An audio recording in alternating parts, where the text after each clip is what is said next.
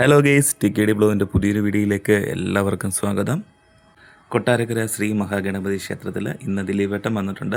ദിലീപേട്ടനെ കാണാനൊക്കെ ഉണ്ട്, ഒരുപാട് ആൾക്കാരിവിടെ വന്നിട്ടുണ്ട്. നമുക്കെന്തായാലും ദിലീപേട്ടനെയും അതുപോലെ തന്നെ ഇവിടുത്തെ കാഴ്ചകളും വിശേഷങ്ങളും ഒക്കെ കാണാൻ അന്നേരം നമുക്ക് നേരെ വീഡിയോയിലോട്ട് പോകാം. അതുപോലെ തന്നെ ഒരു കാര്യം പറയാൻ ഞാൻ വിട്ടുപോയി. എൻ്റെ ചാനൽ ആദ്യമായിട്ട് കാണുന്നവരാണെങ്കിൽ നിങ്ങൾക്ക് വീഡിയോ ഇഷ്ടപ്പെട്ട് കഴിഞ്ഞാൽ ദയവ് ചെയ്ത് സബ്സ്ക്രൈബ് ചെയ്യുവാൻ മറക്കല്ലേ. അതുപോലെ തന്നെ ഹൈപ്പ് കൂടെ ചെയ്ത് സപ്പോർട്ട് ചെയ്യുക.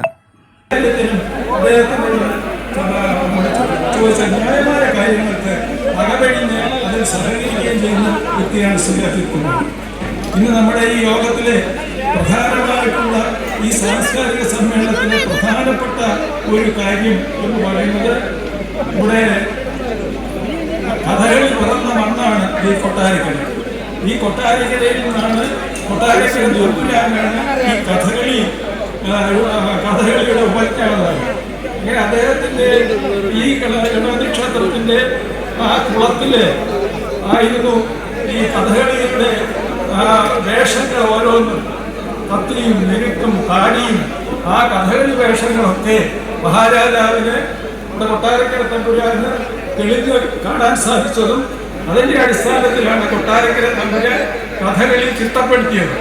അങ്ങനെ കഥകളി ലോകോത്തരമായ ഒരു കലയാണ്.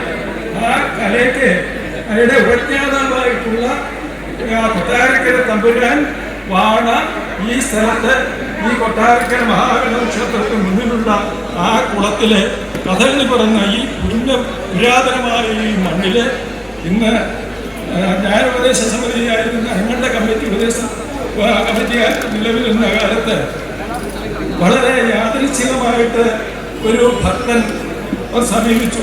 അതായത് അദ്ദേഹമാണ് ഇതിന് ഈ കൊട്ടാരക്കര തമ്പുരാന്റെ പേരിൽ ഒരു അവാർഡുകളോ ഒരു സമ്മാനമോ അദ്ദേഹത്തെ സ്മരിക്കാൻ ഒന്നുമില്ലല്ലോ എന്നുള്ളൊരു കാര്യം അദ്ദേഹം പറയുകയും, അത് മാത്രമല്ല ആദ്യത്തെ ആ പുരസ്കാരം കൊടുക്കുന്നതിന് വേണ്ടി കൊട്ടാരക്കര തമ്പുരാൻ സ്മാരക പുരസ്കാരം, അതായത് വളർന്നു വരുന്ന കഥകളി കലാകാരന്മാർക്ക് യുവകലാകാരന്മാർക്ക് അവരുടെ പ്രോത്സാഹനമായിട്ട് ഒരു കഥകളി പുരസ്കാരം ഏർപ്പെടുത്തണമെന്ന് അദ്ദേഹം പറഞ്ഞു. അദ്ദേഹത്തിന്റെ പേര് ഞാൻ മറന്നുപോയി. അതായത് 2012 അദ്ദേഹം ഇത് പറഞ്ഞത്. അങ്ങനെ ആദ്യത്തെ 10,000 രൂപ അദ്ദേഹം ഇതിനു വേണ്ടി പുരസ്കാരത്തിന് വേണ്ടി സമ്മാനിക്കുകയും ചെയ്തു. തുടർന്ന് ഉപദേശ സമിതിയാണ് ഈ പുരസ്കാരം നൽകുന്നത്. ഇന്ന് ഇവിടെ 2012 മുതൽ ഈ പുരസ്കാരം ഇവിടെ സമർപ്പിച്ച് നൽകി വരികയാണ്. ആദ്യകാലത്തൊക്കെ നമ്മൾ പത്രത്തിലൊക്കെ പരസ്യം കൊടുത്ത് കിട്ടുന്ന അപേക്ഷകളൊക്കെ പരിഗണിച്ചായിരുന്നു ഈ കലയ്ക്ക് വേണ്ടിയുള്ള വളരെ പ്രസിദ്ധമായിട്ടുള്ള വളരെ അംഗീകൃതമായിട്ടുള്ളൊരു സംഗതിയാണ്. അതുകൊണ്ട് അതിന് ഉയർന്ന തരത്തിലുള്ള ഒരു കലാകാരനെ ഈ പത്രപരസ്യങ്ങൾ വഴി കണ്ടെത്താൻ സാധിച്ചില്ല. അങ്ങനെയാണ് ഞങ്ങളുടെ ചിന്തയിൽ വന്നത്. നമ്മുടെ നാട്ടിലെ കഥകളി കലാകാരന്മാർ ആസ്വാദകന്മാരുണ്ട്, നിരവധി ആസ്വാദകന്മാരുണ്ട്. നമ്മുടെ കിടാവങ്കര ഉണ്ണിത്താൻ സാറിലേക്ക് അനുകരിക്കുകയാണ്. അതുപോലുള്ള നിറവ് കഥകളി ആസ്വാദകന്മാരുടെ യോഗം വിളിച്ചുകൂട്ടി ഉപദേശ സമിതിയുടെ സാന്നിധ്യത്തിൽ നമ്മൾ ഈ കഥകളി യുവകലാ പ്രതിഭാ പുരസ്കാരം ഇതിനുള്ള ആളുകളെ സെലക്ട് ചെയ്തുകൊണ്ടുണ്ട്. ഈ വർഷത്തെ കഥകളി യുവകലാ പ്രതിഭാ പുരസ്കാരത്തിന് അർഹമായിട്ടുള്ള മധു വാരാണസി. കഥകളി രംഗത്ത് ഈ പേര് അറിയാത്തവർ വളരെ ചുരുക്കമാണ്. 45 വയസ്സിൽ താഴെയുള്ള യുവാവാണ്. കഥകളിയിലെ ഏതു വേഷവും അത് താടിയായിട്ട് മിനുക്കായിട്ട് പ്രകൃതി എന്നുള്ള നിലയിൽ ഞാൻ രേഖപ്പെടുത്തുകയാണ്. അദ്ദേഹത്തിന് ഇന്ന് തന്നെ വേറെ എല്ലാ ദിവസവും അദ്ദേഹത്തിന് കഥകളിയുണ്ട്. അദ്ദേഹത്തിന്റെ ഇന്നൊരു കഥകളി ഏറ്റിരുന്നു. പക്ഷേ ഈ അവാർഡിന്റെ മാഹാത്മ്യം മനസ്സിലാക്കി അത് ഒഴിവാക്കിയാണ് അദ്ദേഹം ഇന്നിവിടെ ഈ പരിപാടിയിൽ സ്വീകരിക്കാൻ നമ്മോടൊപ്പം ഉള്ളത്. അദ്ദേഹത്തിന് സർവമംഗളങ്ങൾ. ഈ കലാരംഗത്ത് വളരെയധികം അഭിമാനകരമായിട്ടുള്ള സമ്മാനങ്ങൾ, അവാർഡുകൾ ഇനി നേടാൻ സാധിക്കട്ടെ എന്ന് പറയുന്ന ഈ മഹാദേവന്റെയും വിഘ്നേശ്വരന്റെയും നാമധേയത്തിൽ ഞാൻ അദ്ദേഹത്തിന് ഭാവങ്ങളും നേരുകയാണ്. അടുത്തിരിക്കുന്ന ശ്രീമതി കേൾക്കാം, കൊട്ടാരക്കര കേൾക്കാം.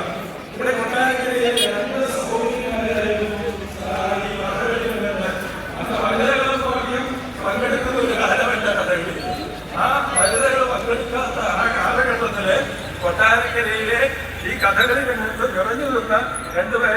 കൊട്ടാരക്കര ഭദ്ര അടുത്ത കാലത്ത് മരണപ്പെട്ടു. അവരെ സ്മരിക്കുന്നു. ഇന്നിപ്പോൾ നമ്മോടുള്ളത് ശ്രീ കൊട്ടാരക്കര ഗംഗയാണ്. വളരെ മികച്ച ഒരു നടിയാണ് കൊട്ടാരക്കര. കഥകളിക്ക് വേണ്ടി പൂർണ്ണമായിട്ട് ജീവിതം സമർപ്പിച്ചിരിക്കുന്ന ഒരാളാണ് കൊട്ടാരക്കര ഗംഗ. ആ കൊട്ടാരക്കര ഗംഗയെ കുറിച്ച് പറയുമ്പോൾ ഗംഗയുടെ ഭർത്താവ് ശ്രീ സുരേൻ സാർ, അദ്ദേഹം ചിന്തിക്കാനായിരുന്നു. അദ്ദേഹം 2 വർഷത്തിലേക്ക് കൂടി നല്ലതുപോലെ കഥകളി സംഗീതം